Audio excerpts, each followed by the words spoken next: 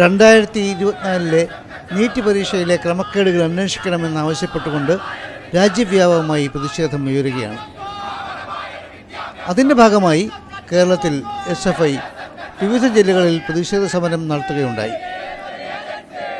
തലസ്ഥാന നഗരിയായ തിരുവനന്തപുരത്ത് യൂണിവേഴ്സിറ്റി കോളേജിൽ നിന്നും ആരംഭിച്ച പ്രതിഷേധ മാർച്ചിൽ നൂറുകണക്കിന് വിദ്യാർത്ഥികൾ പങ്കെടുത്തു.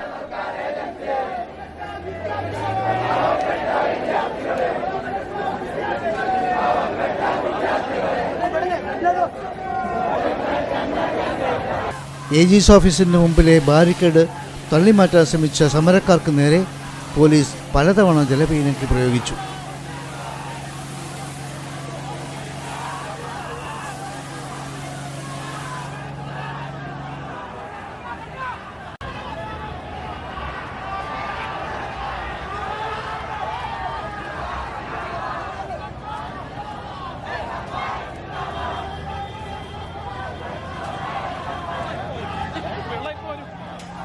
ബാരിക്കേഡ് ഭേദിച്ച് കടന്ന് മുദ്രാവാക്യം വിളിച്ച് പ്രതിഷേധിച്ച വിദ്യാർത്ഥികളെ പോലീസ് അറസ്റ്റ് ചെയ്ത് നീക്കി.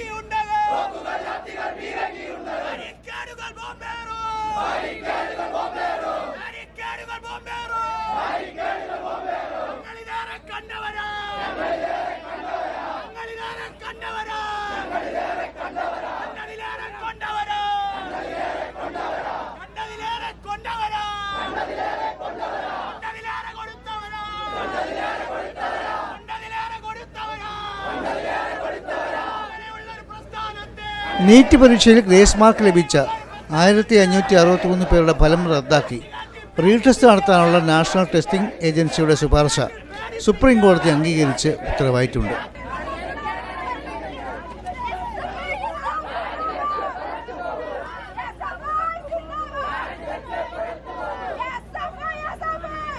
അവർക്കായുള്ള പരീക്ഷ ജൂൺ 23 നടക്കും.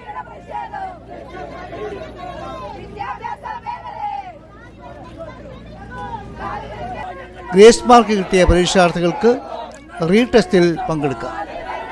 ഇല്ലെങ്കിൽ ഗ്രേസ് മാർക്ക് കൂടാതെ തന്നെ പരിഗണിക്കുമെന്ന് സുപ്രീം കോടതിയുടെ വിധിയിൽ പറയുന്നുണ്ട്.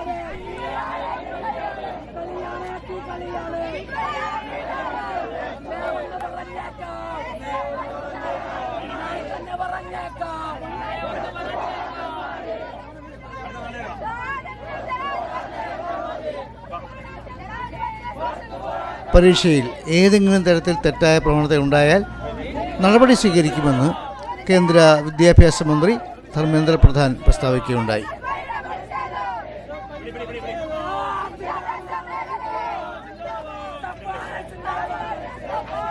നീറ്റ് പരീക്ഷയിൽ 67 പേർക്ക് അസാധാരണമായി മുഴുവൻ മാർക്ക് ലഭിച്ചതിൻ്റെ പിന്നിലെ ക്രമക്കേട് അന്വേഷിക്കണമെന്ന് ആവശ്യപ്പെട്ടാണ് ഇന്ന് ഈ സമരം. എന്നാൽ കൗൺസിലിംഗിലും തുടർ നടപടികളിലും ഇടപെടില്ല എന്ന് സുപ്രീം കോടതിയും വ്യക്തമാക്കിയിട്ടുണ്ട്.